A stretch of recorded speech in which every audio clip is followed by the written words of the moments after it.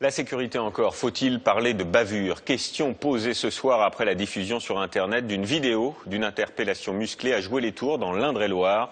Le document a été visionné plus d'1 million de fois sur le web. La police des polices a été saisie. Sarah Bernuchon, Anne-Claire Poignard avec Alain Darigrand. La scène se déroule dans ce quartier de Tours. Très tôt dimanche matin, une voiture zigzague dans cette rue. Des policiers veulent alors contrôler l'alcoolémie du conducteur, mais ils refusent. La suite a été filmée par des voisins.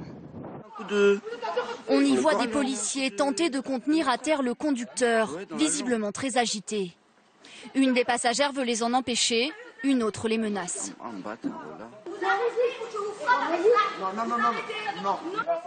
La femme à terre aurait ici mordu le policier, qui lui assène alors plusieurs coups de matraque.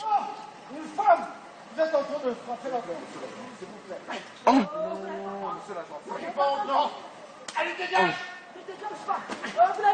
Puis il retourne à sa voiture pour aller chercher une bombe lacrymogène.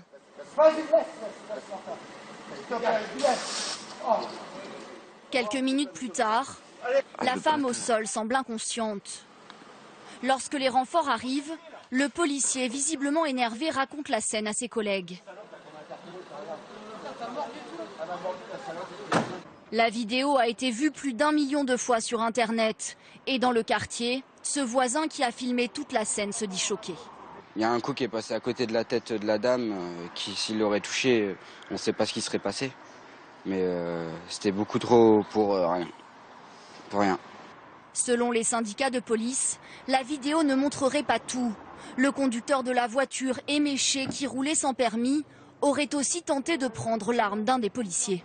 Je comprends que les gens peuvent être choqués par cette vidéo, mais quand même j'invite à la prudence quand on regarde ce genre de vidéo, quand on ne connaît pas le contexte complet de l'intervention des policiers. Et moi je suis indignée également en tant que policier de voir qu'un collègue qui procède à un contrôle routier se retrouve par terre à se faire mordre par une personne alcoolisée.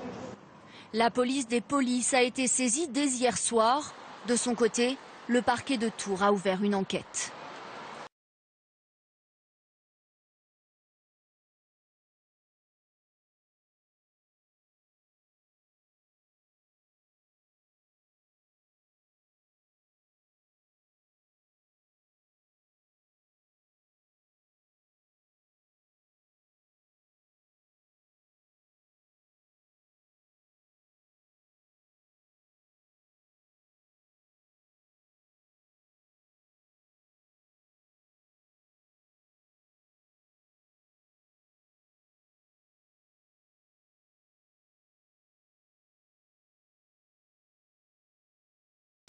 Aux États-Unis à présent, c'est une période que l'on croyait révolue. Eh bien non, la prohibition perdure comme dans les années 30 à l'époque d'Al Capone. Plus de 200 villes bannissent toujours l'alcool aujourd'hui.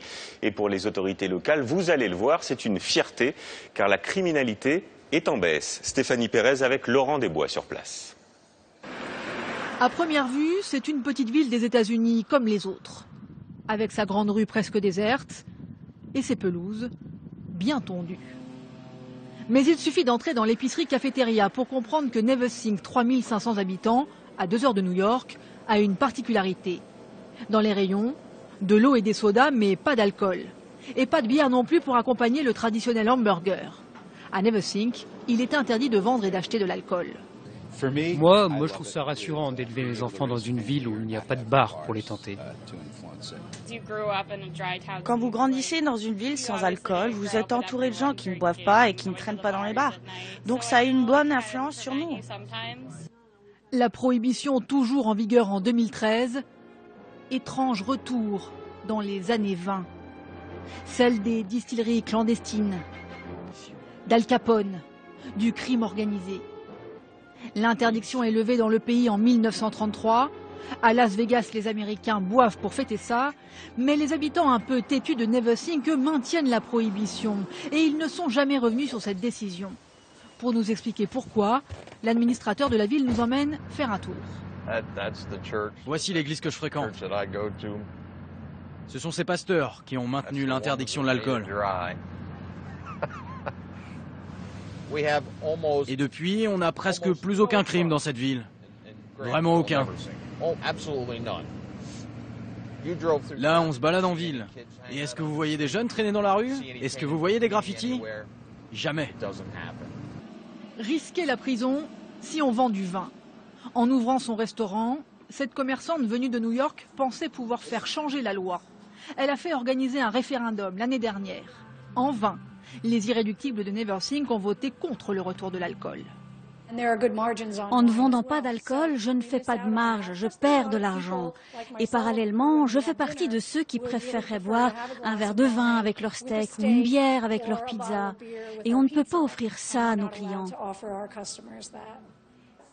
À ceux qui trouvent la loi vieillotte, ces partisans rétorquent que rien n'interdit de boire de l'alcool, mais chez soi.